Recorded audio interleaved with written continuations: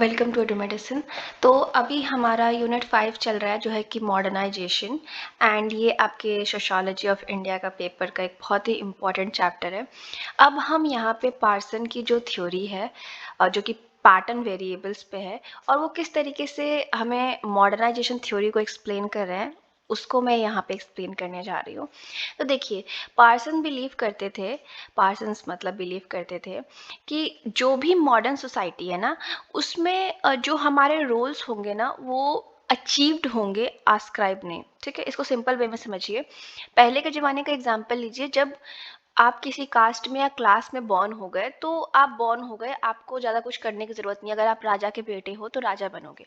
लेकिन आज के ज़माने में अगर आपको प्रधानमंत्री बनना है तो आपको बहुत मेहनत करनी पड़ेगी, चुनाव जीतना पड़ेगा, किसी पार्टी का हेड बनना पड़ेगा, तभी आप प्रधानमंत्री बनोगे।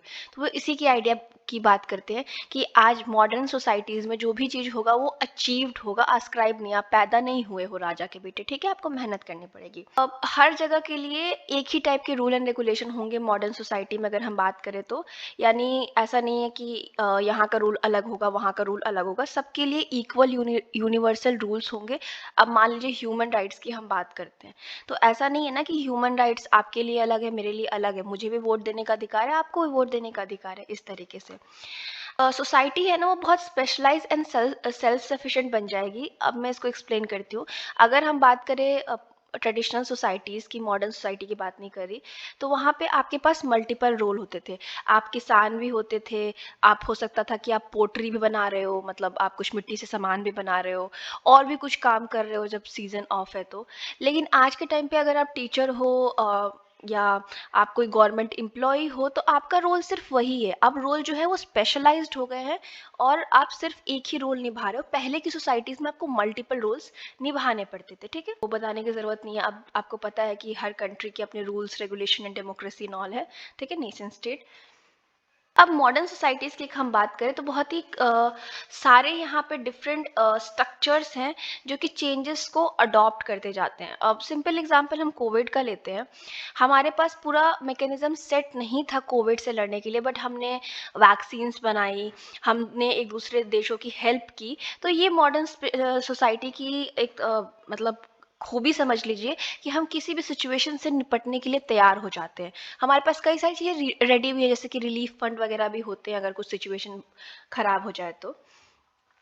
गवर्नमेंट का जो रोल है मॉडर्न सोसाइटीज़ में वो बहुत डिफाइंड है और बहुत ज़्यादा बड़ा है, क्योंकि आपने देखा होगा कि गवर्नमेंट काफ़ी कुछ कंट्रोल करती है। हमारे एजुकेशन से लेके पब्लिक एडमिनिस्ट्रेशन हो गया, हेल्थ हो गया, बहुत सारे सरकारी अस्पताल होते हैं, सरकारी स्कूल कॉलेजेस हैं।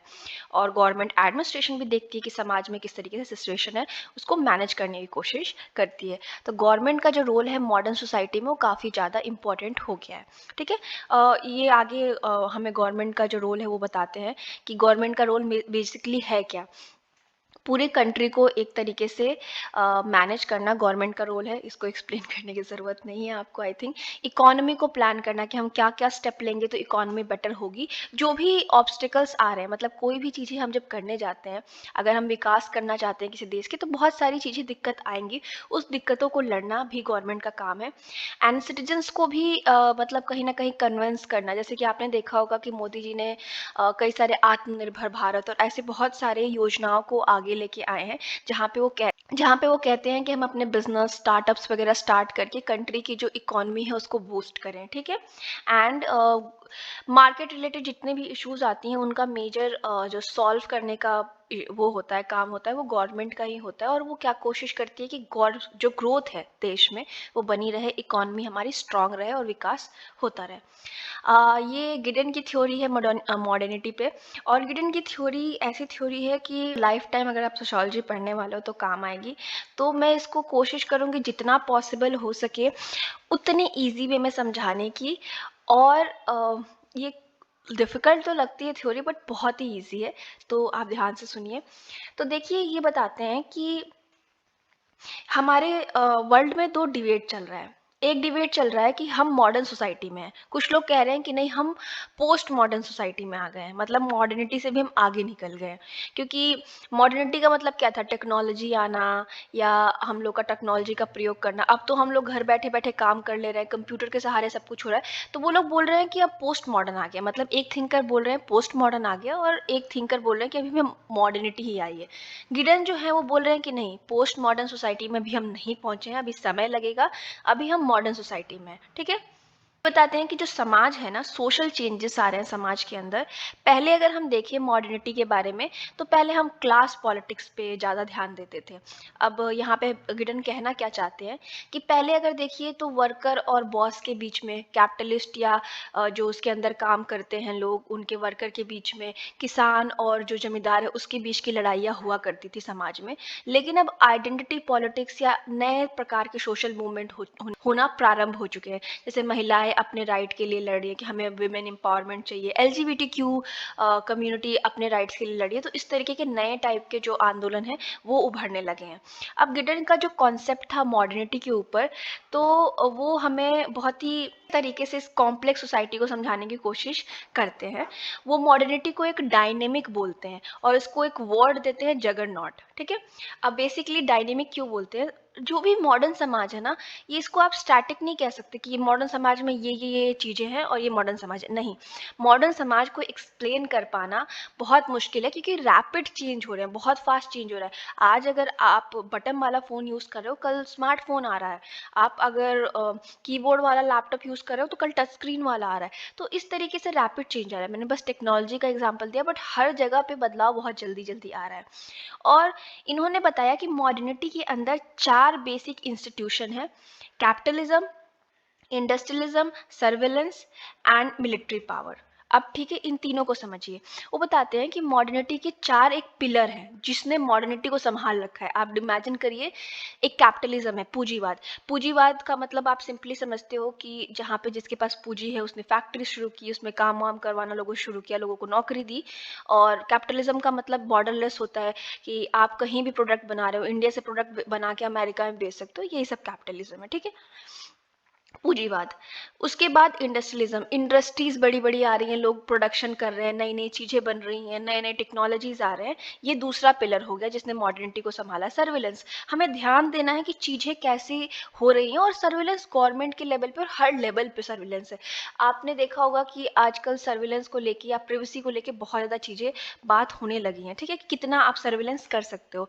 आप देखते होगे कि बसेस में, रोड पे, हर जगह हम सर्विलेंस कर रहे हैं कि चीज़ों को प्रोटेक्ट कर सके या चीज़ों को बचा के रखे। एंड मिलिट्री पावर, जिसने मॉडर्निटी को संभाल रखा। हर देश अपनी मिलिट्री पावर बढ़ाने के चक्कर में कि उनके ऊपर कोई हमला ना हो जाए या वो अपने आप को प्रोटेक्ट कर सके, तो मिलिट्री पावर। तो ये 4 जो है वो बेसिक इंस्टीट्यूशन है मॉडर्नाइजेशन के, मॉडर्निटी के, गिडन के हिसाब से। और नेशन स्टेट, या जैसे नेशन स्टेट का मतलब क्या हो गया, इंडिया, US, कनाडा, ये नेशन स्टेट है। ये सबसे ज़्यादा इम्पॉर्टेंट पार्ट प्ले करती है मॉडर्निटी में। अगर हम प्री मॉडर्न सोसाइटीज़ की बात करें तो वहाँ पे राजवाड़ा वगैरह हुआ करता था। नाउ डेमोक्रेसी है, और ये डेमोक्रेसी मॉडर्निटी को बढ़ावा देती है कि आप भी बिजनेस करो, आप भी आगे बढ़ो। ठीक है, इस तरीके से उन्होंने 3 हमें एस्पेक्ट के बारे में भी बात किया है जो मॉडर्निटी को आगे लेके जाती है और या मॉडर्निटी को बढ़ावा देती है कि और मॉडर्निटी बढ़े। टाइम एंड स्पेस सेपरेशन, इसको सिंपली समझिए। अभी मैं पढ़ा रही हूँ, ठीक है, आपको ऑनलाइन, और ये कभी भी आप वीडियो देख सकते हो। ठीक है, ज़रूरी नहीं है कि मैं आपके सामने, यूजुअली अगर हम पहले के पास्ट की बात करें तो टीचर आपके सामने बैठ के आपको पढ़ाता होता था। अभी मैं आपको, पता नहीं ये वीडियो मैं कब रिकॉर्ड कर रही हूँ, और पता नहीं है ये वीडियो आप 1 साल 2 साल बाद देखिए, हम बहुत ही टाइम और स्पेस में अलग अलग हैं।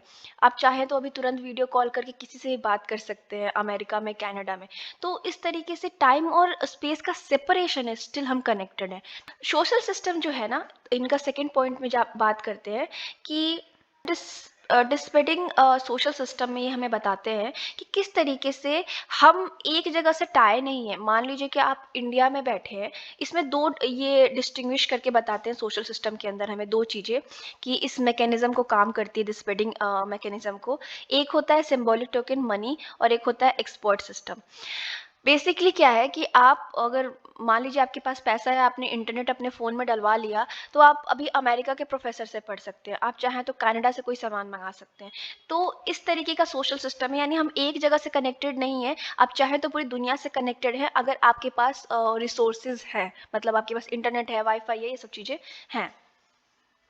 उसके बाद ये बात करते हैं, थर्ड जो पॉइंट है जो मॉडर्निटी को और बढ़ावा दे रही है, वो है रिफ्लेक्सिविटी। तो रिफ्लेक्सिविटी को ये बहुत ही इंपॉर्टेंट फैक्टर मानते हैं जो मॉडर्निटी को बढ़ावा दे रही है समाज को। जैसे हम अपने नॉलेज को जो है वो डिफरेंट डिफरेंट लोग अपने नॉलेज को ऐसे प्रयोग कर रहे हैं कि समाज को समाज में नए नए बदलाव आते रहे। इसको सिंपल एग्जांपल समझिए। आपके पास आज मैंने एग्जांपल दिया कि कल आप बटन वाला फ़ोन यूज़ कर रहे थे, आज आपके पास टच स्क्रीन आ गया है, कल पता नहीं क्या आ जाए।